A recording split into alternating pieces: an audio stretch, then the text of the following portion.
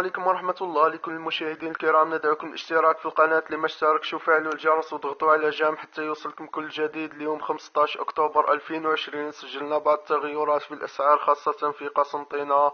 ادعمونا بلايك، راح نقدم لكم سعر الأورو العملات في السكوار ومن بعدها في قسنطينة. واللي يعرف السعر في ولايته يكتب لنا في التعليقات، واللي عنده إعلان بيع أو شراء يكتب لنا في التعليقات ويذكر الولاية حتى يستفيد الجميع. وندعوكم الاشتراك في قناتنا الثانية اللي تلقاو رابط الفيديو في أول تعليق، اللي راح تلقاو فيها أسعار الأورو والعملات. إذا تعذر علينا التنزيل في هذه القناة تلقاو في القناة الثانية بالإضافة إلى فيديوهات أخرى تفيدكم إن شاء الله.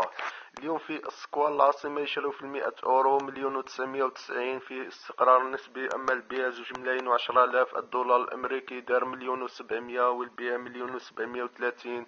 البوند الجنيه الاسترليني يشريوها ب2,160 والبيع 2,200.